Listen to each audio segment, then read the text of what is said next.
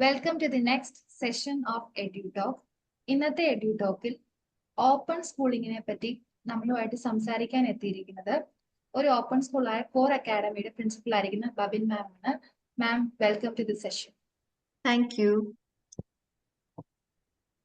So നമ്മുടെ ഇന്നത്തെ ഈ ഒരു സെഷനിൽ ഓപ്പൺ സ്കൂളിങ്ങിനെ പറ്റി ആളുകൾക്ക് അറിയാൻ ആഗ്രഹിക്കുന്ന കാര്യങ്ങൾ ആണ് ഞാൻ ചോദിക്കാൻ പോകുന്നത്. സോ ആദ്യമായിട്ട് തന്നെ മാം വർക്ക് ചെയ്യുന്ന കോർ അക്കാഡമിയെ പറ്റി ഒന്ന് പറയാം.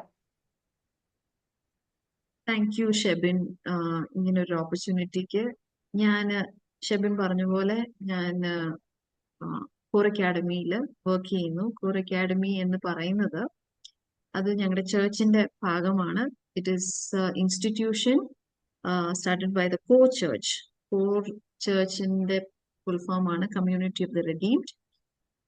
ഞങ്ങളുടെ ചേർച്ചിന് 4 pillar, we follow on 4 pillars. 4 pillars ഉണ്ട്: word, worship, fellowship and service. And service focus ചെയ്തുകൊണ്ട് ഞങ്ങൾ സർവീസ് എല്ലാ ദിവസവും on a daily basis we need to reach to the community. Not once in a while അല്ലെങ്കിൽ once in a year to reach out അല്ല. എല്ലാ ദിവസവും നമ്മൾ എങ്ങനെയാണ് കമ്മ്യൂണിറ്റിക്ക് റീച്ച് ഔട്ട് ചെയ്യുന്നത്, അതിന്റെ ഭാഗമായിട്ടാണ് കോർ അക്കാഡമി തുടങ്ങാനുള്ള കാരണം. Core academy institution NIS through ആണ് ഫോളോ ചെയ്യുന്നത്. So core academy is basically we are helping to the students who deserves education. എങ്ങനെയാണ് അവരെ അക്കാഡമിക്സിലോട്ട് തിരിച്ചു കൊണ്ടുവരുന്നത്. അപ്പം ഞങ്ങളുടെ മെയിൻ ഫോക്കസ് പള്ളിയുള്ളിടത്ത് പള്ളിക്കുടം എങ്ങനെയാണ് നമ്മൾ എല്ലാ സ്ഥലത്തും നമ്മൾ ശ്രദ്ധിച്ചു നോക്കിയാൽ പള്ളിയുള്ളിടത്ത് സൈഡിലൊരു പള്ളിക്കുടം എഡ്യൂക്കേഷനിലോട്ട് കൊണ്ടുവരുന്നത് വെരി വെരി ഇമ്പോർട്ടൻറ്റ് കാര്യമാണ്. ഒത്തിരി പിള്ളേർ, ഒരുപാട് കുഞ്ഞുങ്ങള് ഡിസേർവിങ് സ്റ്റുഡൻസ് ഉണ്ട്, പക്ഷെ നമ്മൾ അറിയുന്നില്ല. അവര് ഒത്തിരി ഹാർട്ട് ബ്രേക്സിൽ കൂടെ പോവും.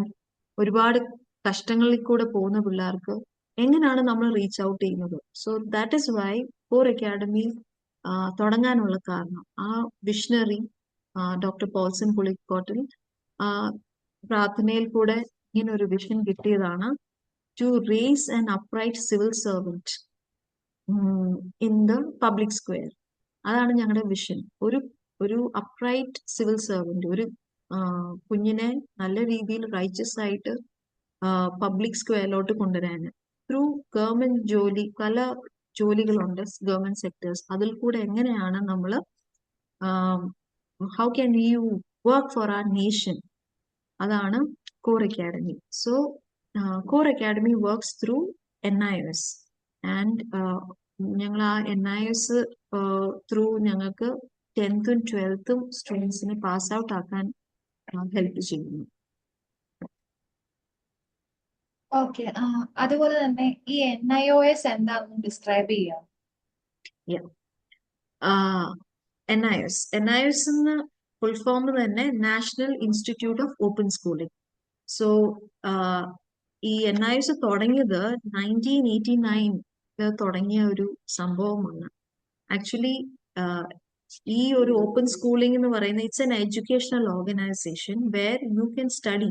നമുക്ക് പഠിക്കാൻ പറ്റുന്നത് through open and distance education.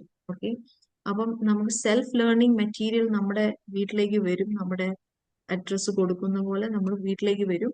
അത് നമുക്ക് റെക്കഗ്നൈസ്ഡ് ആണ് through central board of secondary education, means CBSE and CISCE എന്ന് പറയുന്നത് council for Indian school certificate examination. So NIS is an open schooling which is provided for all the students.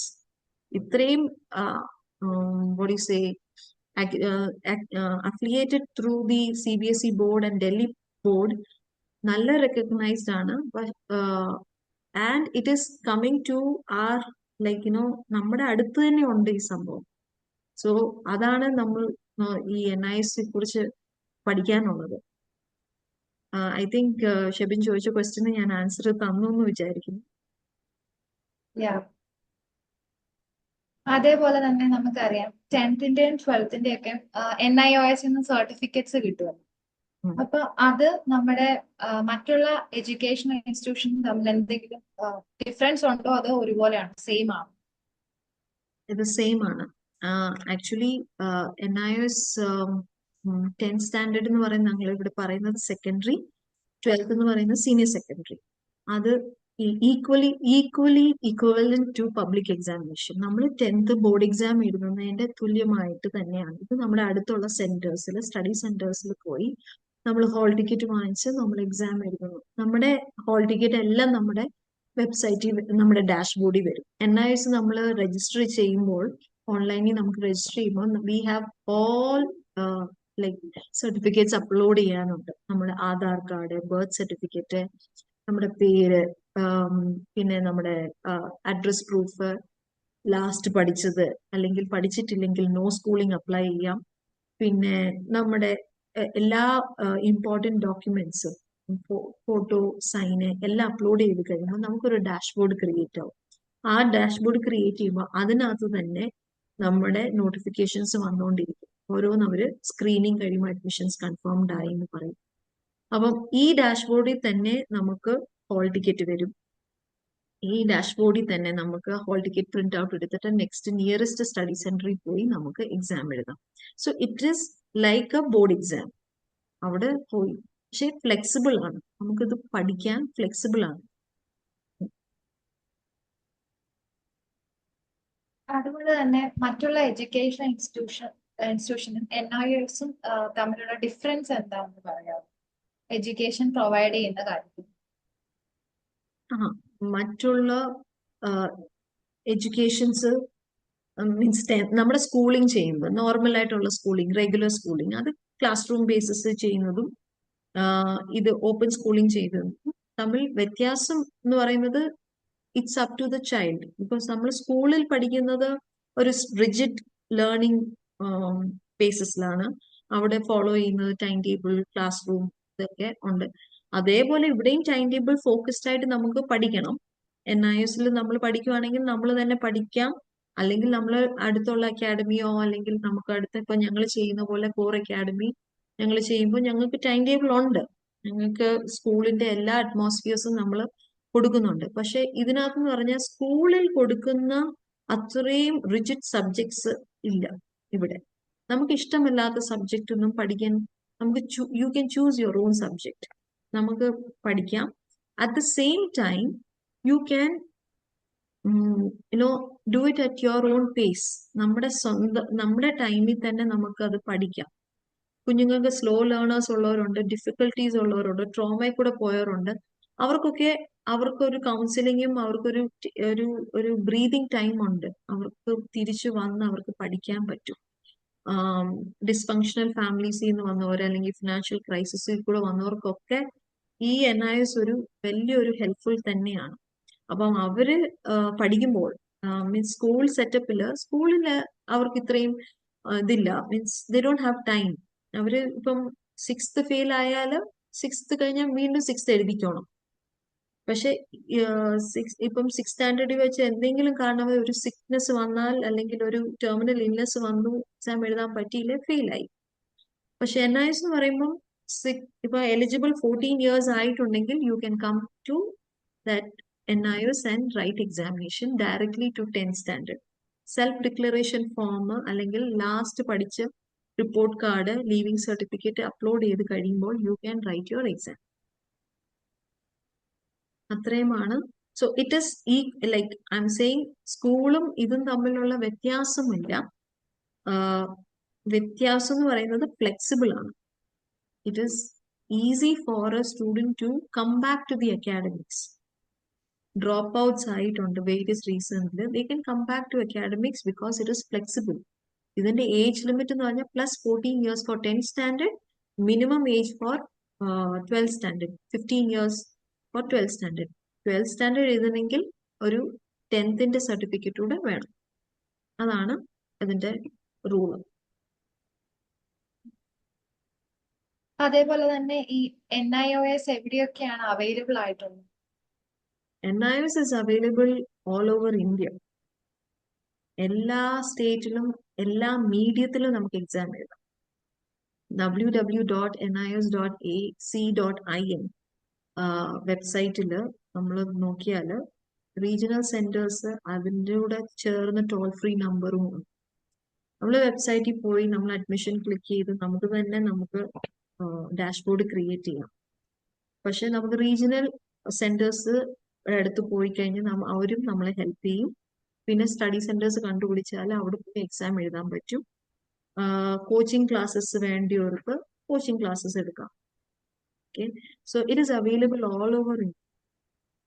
And just നമ്മളൊന്ന് കണ്ടുപിടിക്കണം. And ഇപ്പോഴത്തെ കാലത്ത് നമ്മുടെ എല്ലാം ലാപ്ടോപ്പും ഫോണിലും നമുക്കിത് ഈസിലി ആക്സസബിൾ ആണ്.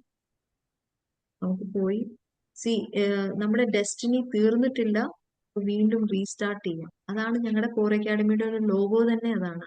It's never late, you can start again. അതാണ് ഇതിന്റെ ബ്രിങ്ങിങ് ബാക്ക് ആ students back to the academics.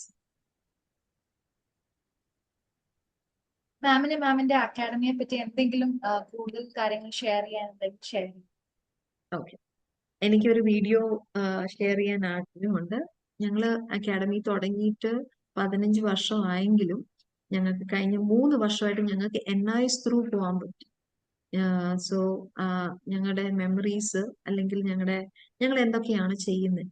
So basically ഇവിടെ 10th and 12th പാസ് മാത്രമല്ല കോർ അക്കാഡമിയുടെ ഒരു വിഷൻ.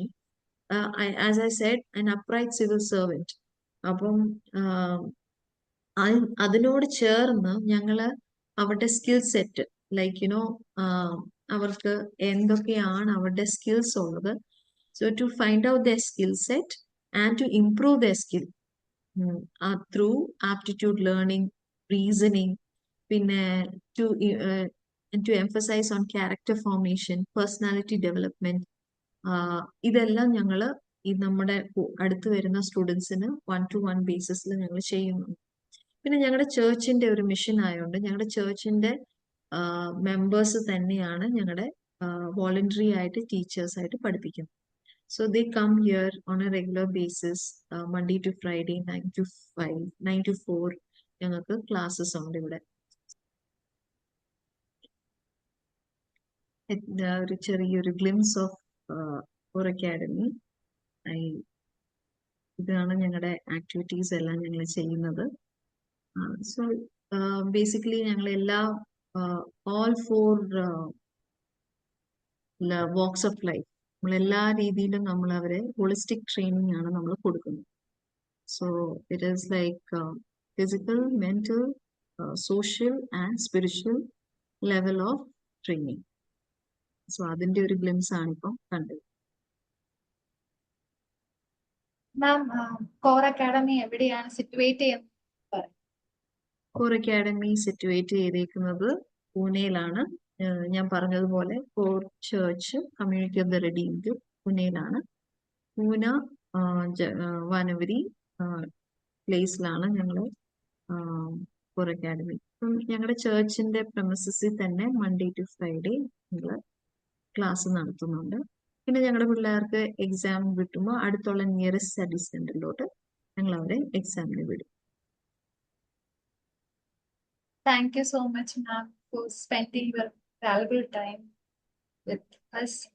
നമുക്കിപ്പം ഈ ഒരു സെഷനിലൂടെ ഓപ്പൺ സ്കൂളിങ്ങിനെ പറ്റി ഏകദേശമുള്ള ഡൗട്ട്സ് ഒക്കെ എല്ലാവർക്കും ക്ലിയർ ആയിട്ടുണ്ടാവും.